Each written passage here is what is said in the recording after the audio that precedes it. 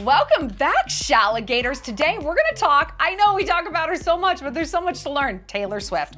Because little birds are saying that she and Travis are about to get engaged. Like, I could see it. They've been together, what, like going on a year now? Almost, isn't it like November or something? When did she ditch Matty Healy with his cigarettes and his typing and his teeth and his dental hygiene and his gingivitis, right? I feel like that was like September for like 3 weeks that will live in the entirety of her mind forever. Anyway, sources are saying that yes, they're thinking about getting engaged. I mean, listen, summer's winding down. Christmas is like, we're maybe starting to think about like pumpkin spice this, and then comes Christmas, and Christmas is engagement season. I got engaged on Christmas Eve. Yeah, and before that, like I was working at Glamour magazine and they were talking about engagement season. I was like, what? They're like, yeah, like Christmas is engagement season. I was like, I'm so fucking single. This is so depressing. But I ended up getting engaged. Not that Christmas, but it's eventually. Didn't last. But let's talk about engagements. I'm actually gonna do a 2-part video for the first time. I don't think I've ever done this, but I was kind of wondering if you guys would prefer maybe shorter videos, because I know there's a lot to take in. And we're busy alpha females, so I'm gonna do this as a 2-parter. In this portion of the video, we're gonna talk about the 4 questions, maybe I'll throw in 5, that you need to ask someone before you get engaged. Because listen, I can tell you from experience, once that ring is on your finger and once you tell everybody about, the proposal, the wedding machine starts. The conversations you're having are about venues and timing and bridesmaids' dresses. Very few couples honestly take their engagement as a time to figure out, hey, are we compatible? There's already too much skin in the game. And so many people are now invested in both of you. And people pull up and tell you, everything's fine. You're just stressed, you're tired, it's cold feet, this is natural. And you want to believe that more than anything. The last thing you want is the public humiliation.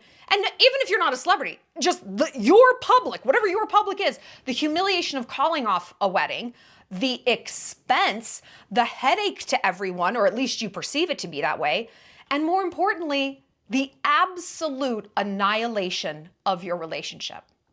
Because I'm not going to sugarcoat it for you. You call off an engagement, you are not with that person anymore. That will humiliate a man past the point of return. And honestly, I don't blame him.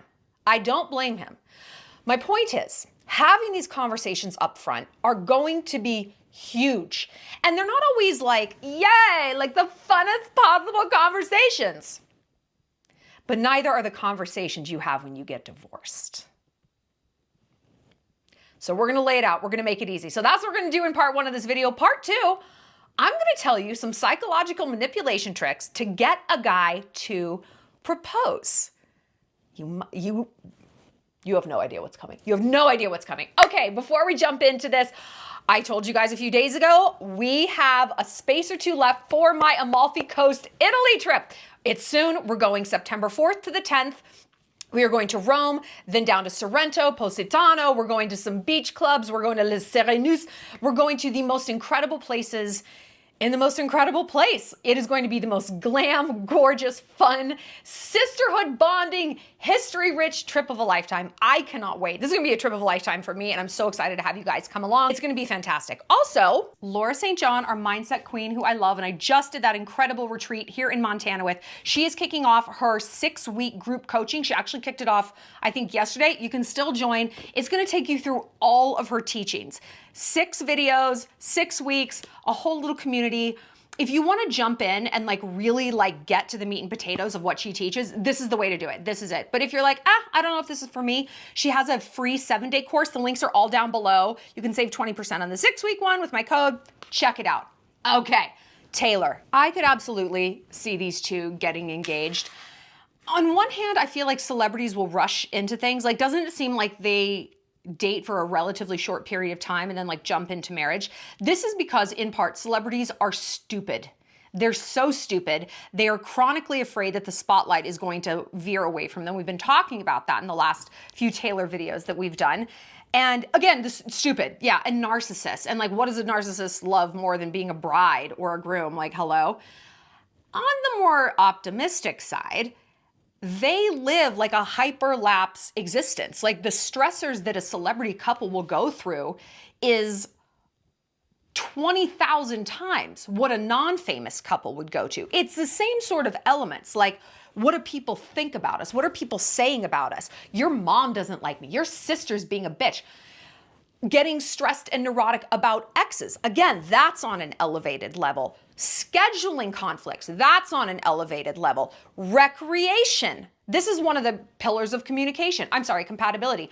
Do you recreate the same way? Well, people, when their time is very short and valuable and schedules are jam-packed, it's like, I'm not sitting on a fucking golf course with you for 9 hours. This is my one day off tour. I don't want to do that.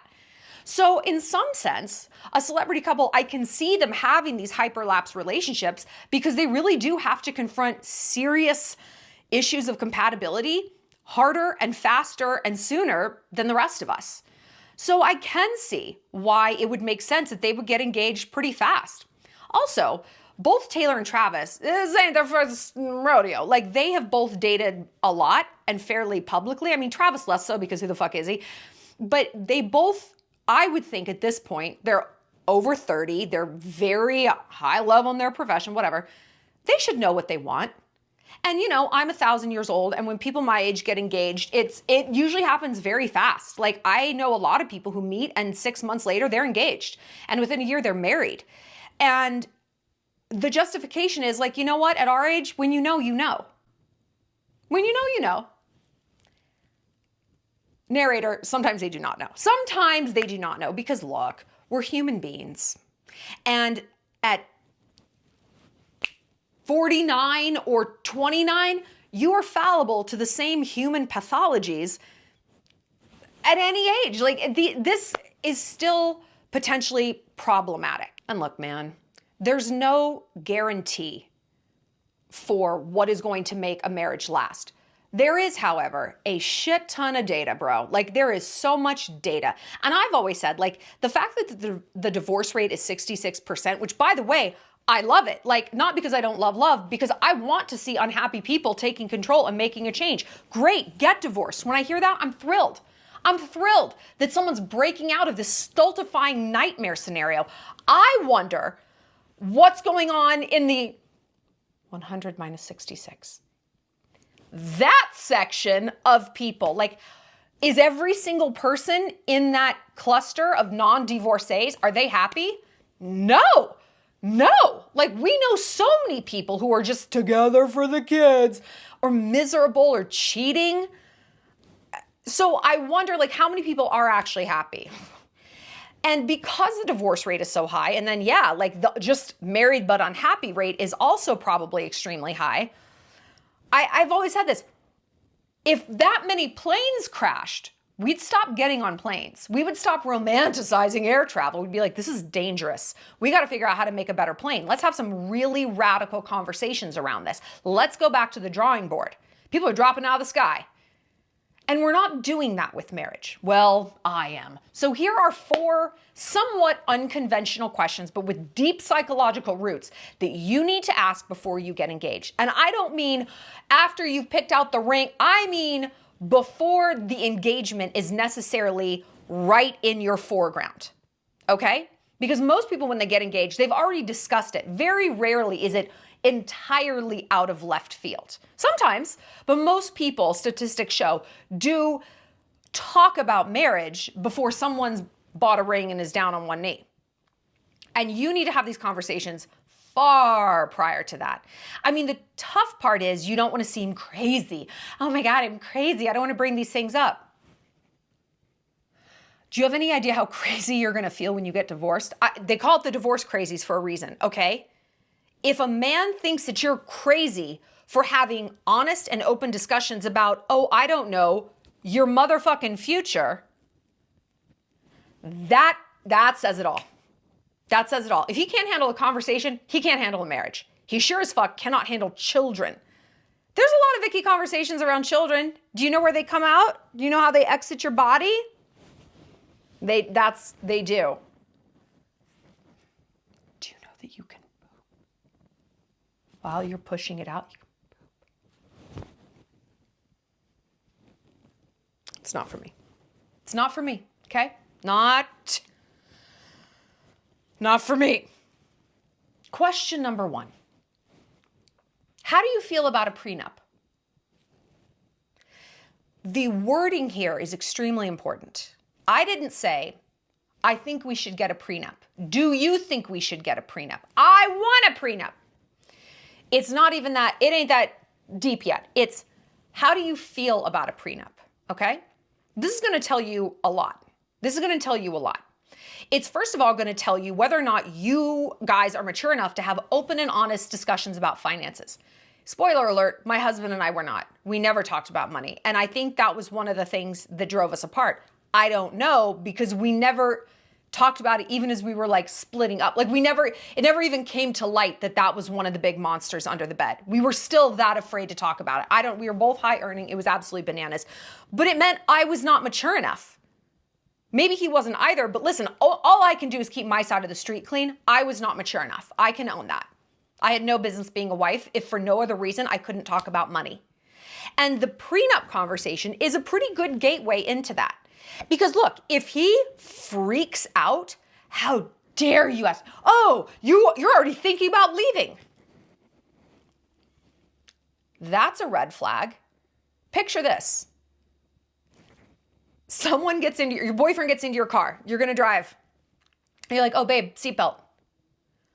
Would you deem it reasonable and sane if he was like, wow, I guess you're just planning on running off the highway, huh?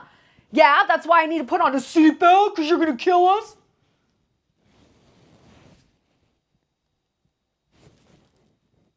That would be crazy. That would be crazy. Hey, babe, put on shoes before we go on this hike. Oh, why? Did you litter the trail with broken glass, you cold bitch? What? A prenup is nothing more than a seatbelt. It's nothing more than hiking boots on a splintery trail through the woods, okay? It's a safety precaution. And if someone cannot talk reasonably and fairly cool-headedly about safety, that's because he doesn't value your safety. He might not even value his own. He might not have any idea what that means. This is data you need. I know, it's icky data. I kind of started with the worst one. It's icky data. But you need to have this. You need to know, I mean, let's just face it, on the surface, is he maybe using you for money? Is he worried you're using him for money?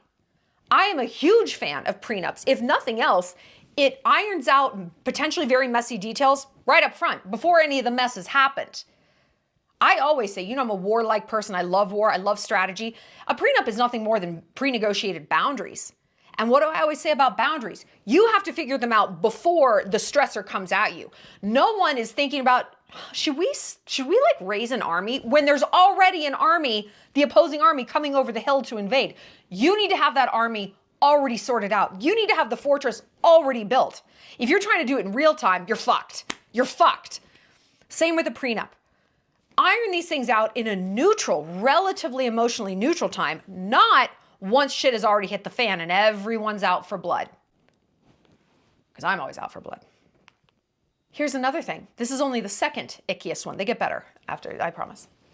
Is there anything about you I don't know that you're afraid to tell me?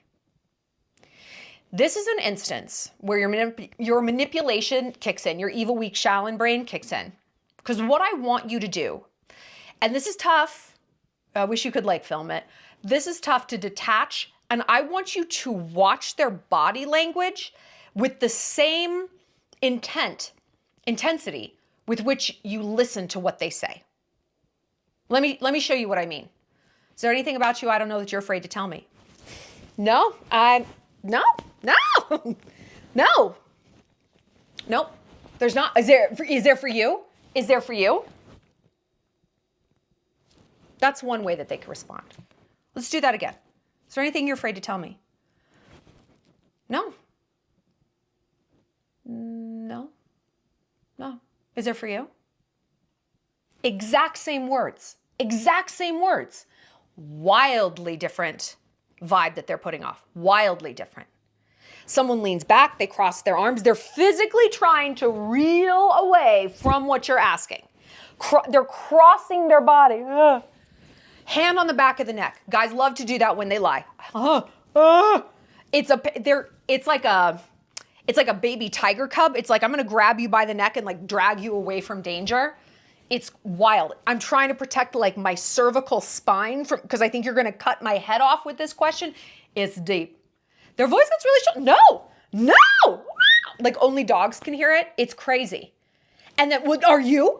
It immediately flips back on you and becomes accusatory. Well, you're only asking me that because you're hiding something, right? Yeah. If you smelt it, you dealt it. I don't know what that means, but that's what. If they're getting hysterical and defensive, that's bad. The second example, no. And they paused to think, like, I don't know, is there? They're looking up and to the right. They're accessing memory. That's the memory brain. They look up and to the left, they're accessing creativity. Well, yes. In second grade, I told my mom I wanted to be a mime. You know it all. They are creating that to throw you a bone to get you off their fucking back. And you know what, girl? You know what? This bears repeating. I think I said this in a recent video. I mean, I've said it a bunch of times. People are always showing you who they are. They are always telling you the truth about what's going on. They're showing you. They're showing you that they're lying. They're showing you that they're not interested. They're showing you that they don't give a fuck about your experience in this relationship, very likely on planet Earth at all. The questions I get, the pain points I hear from you guys, the tragic stories, they almost never come down to, I didn't know. I did not know that's who I was dealing with. I did not know that was the dynamic, the situation. I didn't know. It almost always, 99% of the time, it's, I knew. On some level, I knew. Or at the very least, everyone else knew and they told me. And I was like, no. That's when the suffering comes in. That's when the deep resentment and bitterness comes in because you're like, I can't trust myself. I can't trust myself to identify an absolute nightmare person. And if I can identify him, who fucking cares? I can't trust myself to walk away. So I'd actually rather not even identify them because then ignorance is bliss. Oh, it's not on me. I didn't know. Of course I knew. I knew when he was like, no, I'm not hiding anything. I knew that was really bad. I knew when he was gaslighting me about who was on his phone, that was bad. I knew. And listen, I'm saying this because you can ask these questions until you're blue in the face. If you are not willing to look at what they are telling you, not just listen to it, but look at it and see, what does this mean? Is this par for the course of an extremely disrespectful dynamic? Is this par for the course of someone who's telling me kind of the truth, but not all of it? Or they're telling me what they think I want to hear, even if it's from a place of love. That's not a marriage. Like, that doesn't give me a sense of peace or safety. I feel infantilized. I'm not a baby. You're not my daddy. Or is it par for the course? And like, yeah, they answered in a very respectful, neutral way. I love that I know this now. I love that I have that validation that, you know what, I can have a hard conversation and I feel better after because, wow, they're conscientious and they're thoughtful and they're like calm. That's who I would maybe want as a life partner. Ooh, this is my favorite one. What is infidelity to you? What does infidelity mean to you? Now, the surface level, it's obvious, it's cheating on me. Okay, let's follow that thread. Cheating on me. What does cheating mean? And it's not one of those questions we think to ask our partner because it's like, well, it's obvious what cheating is. It is not. Cheating is extremely different to the genders. And there's two genders, by the way. I don't know what a zize, I don't know what they consider cheating, like pooping in someone else's litter box. I don't know. I don't care. Men and women have very different definitions of infidelity. For a woman, it's much more emotional, right? For a man, it's physical. It's physical. And even when guys are like caught, when they're cornered about like, why are you texting Sarah from your office all the time? Why are you texting her? They're like, nothing's happened. I've never touched her. They go to defend themselves by stressing the lack of physical. We are coming from a place of vibes. Like, but you have an emotional connection to her. And that, I mean, that just tears your heart out. When my ex Max cheated on me uncontrollably, I've literally never pictured like the sex. I can't even like really get a concept of that. What makes me sick to this day, like curdles my blood in its veins, is the vibes. Is thinking about the crushes he had. And how he would get excited when their name was on his phone, and how he would like look extra good when he was going to go see that. Oh my God.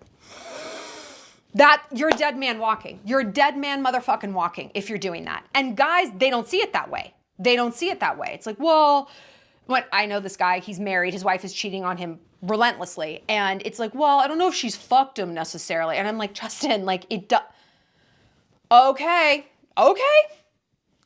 Why are the genders like this? It comes down to biology. It comes down to reproduction. So men cannot trust a woman if she physically cheats, because from his like caveman standpoint, he cannot trust that any baby they would subsequently have would be his. And therefore, that instinct to protect this baby is gone. And men, this is so fucked up, but like cavemen, if you're like, that's not my baby, I'm gonna kill it. Like they're gonna kill it. This is the thing that's gonna take your resource away. It's taking the woman away from you. It's not my kid, I'm gonna kill it. Yeah, that's why babies look like the dad, to convince the dad not to kill it. I know, and to continue to provide for it. Wild. The same calculations are happening from women when a man cheats, because it's, if he has these feelings for someone else, he will not continue to provide for me and our offspring. His priorities lie elsewhere. He's not going to keep bringing back the wildebeest to me. He's going to bring it to this bitch over here in the other cave. It's all survival. It's all genetic survival. It's weird, right? It's weird. And so it's important, I think, to communicate that to your partner, because they don't, like, guys fundamentally do not get that. They do not get that. And even when I've had guys want to cheat on their girlfriends or their wives with me, it's like, oh, I can't, fuck you, I really want to. And I will say to them, I'm like, do you understand that you're a dead man walking just for texting me? Like, do you get that? No, but we haven't done anything. I'm like, wow, that doesn't matter. That doesn't matter at all. So you might as well fuck. Like, you might as well, I'm not, because no, thank you. But like, if we're talking about guilt versus innocence, you're parked. It's over. Yeah. And I think like, it's very important to communicate that with someone. It's like, listen, I consider cheating, you have a crush on someone. It's anything that's diverting your energy away from me, and you're not into me anymore. And it's not about her, it's about you, and it's about me. It's about this relationship. Like, if you're chronically texting your work wife after hours and swapping memes and sharing jokes, that to me is infidelity. You like another girl. I don't care that you haven't finger blasted her in a TGI Friday parking lot. That's immaterial to me. And that might sound crazy to some of you girls. To other girls, it sounds crazy that you would consider porn cheating. I don't consider porn cheating unless it's like chronic. Unless it's, hey, I would rather watch this porn and jerk off than be with you. Cheating is like too mild a term for whatever that is. It's pathological and it's like fucked up. Like, I wish it was another woman. I can compete against another woman. I can like figure out what's going on. I don't even know what that means. I don't know what that means. No, thank you. But it's important that we understand and have these conversations, because you might be very surprised. Listen. Your man might be like, I actually don't care if you fuck someone else. But don't get their phone number. Don't talk to them. Your man will not be saying this. But you know what I mean? It could, you don't know. You don't know until you know. And again, we have to be brave enough to not just ask the question. That's just part one. To listen to what is said. What if he is like, yeah, I don't know, I have a pretty low sex drive. I guess it wouldn't hurt me if you slept with someone else. Okay. Maybe you want to hear that. Have these conversations. Life is so long. Again, learn from my example. It is not great to be in a relationship where you are not having honest conversations. I've never felt more alone in my life. And in some ways, we were partners, amazing partners. And I adore him. I adored him then. I adore him now. Maybe even more. I appreciate him more now that I've been out and dating. But where we were at that time, neither one of us were mature enough to be like, sit down, look me in the eye, we're having some conversations. We weren't. Which sounds crazy. I know. Like, given how I am, it's like, you weren't doing that? I know. And I think maybe sometimes this career is like my overcorrection to that. It's like, oh, I'm gonna talk for hours. Like, like I can talk my way back into that marriage. Wow, I just realized some things. What are we talking about? Questions. Last question. This one I think is kind of fun. You might be like, yeah, I guarantee it's not gonna be. What can we honestly say in our vows? Because listen, we all know the vows. We kind of know them. Like, in sickness and in health, till death do us part, which I've never liked. I specifically did not put that in mind because I'm like, no, death is the beginning. Like, if I think you're my soulmate, I want to find you in the next life and the one after that. Like, you're my soul's twin. You're my soul's mate. I'm going to find you.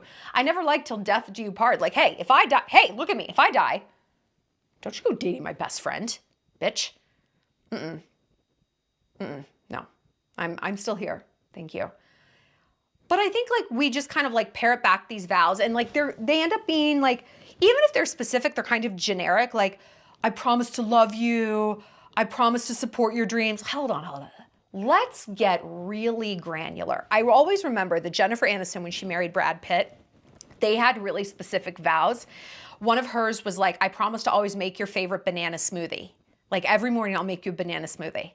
And he said something like, I promise to split the difference on the thermostat. Because boys always like a cold, or boys are always hot, girls are always cold. It's like, okay, we're going to split the difference. If it's one of us wants it 10 degrees apart, we're going to compromise at 5. And I thought, that's so cute. Like, to have it be so specific, but like, listen, this is the promise. Like, we're going to be hyper specific about some of these promises. Like, I promise never to pee with the door open. Never. Or you promise me that you never will. Like, I promise never to buy anything over $1,000 without consulting you. I promise never to be snide to your mother-in-law when she's talking about Trump.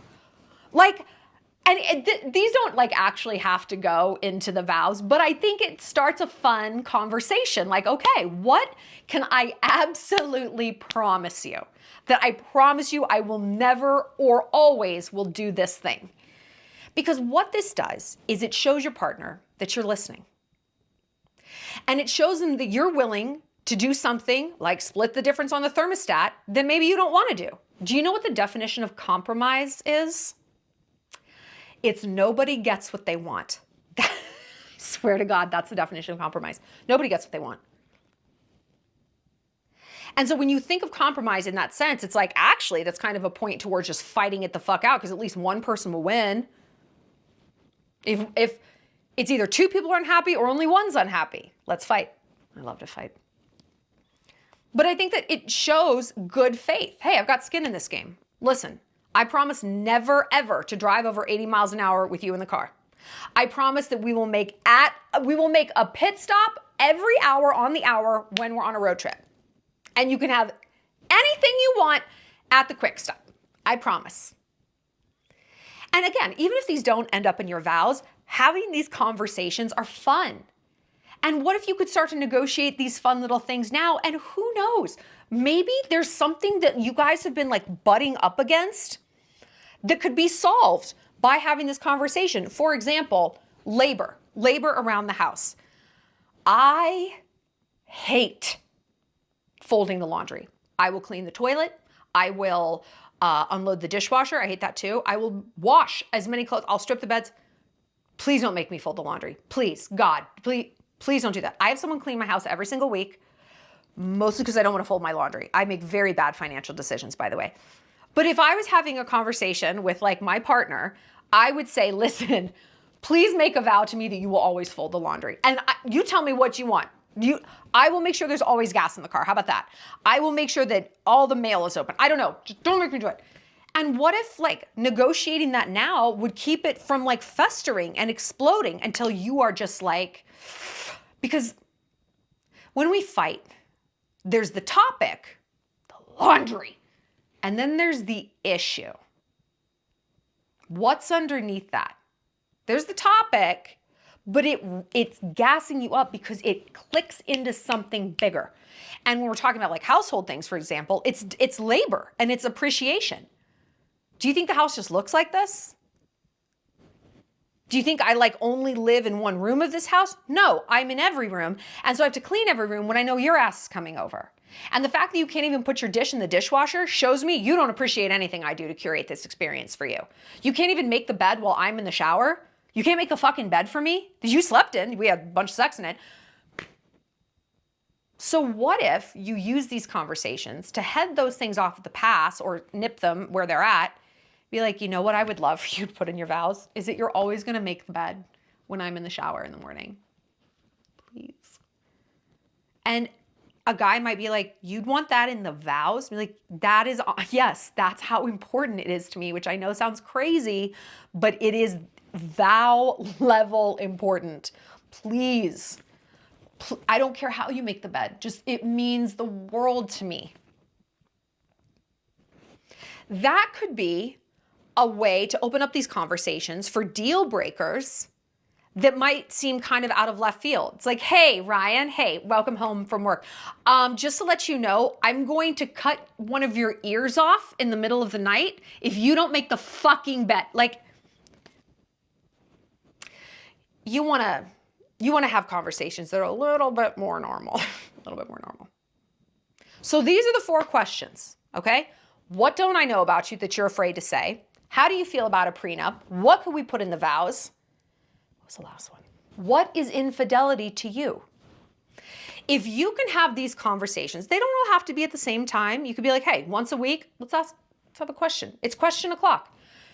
If you could have these conversations and, like we keep saying, truly clock the answers, even if, nay, especially, you don't want to hear what those answers are. You might not want to read that writing on the wall. Sister friend, let me tell you, writing is on the wall whether or not you choose to read it.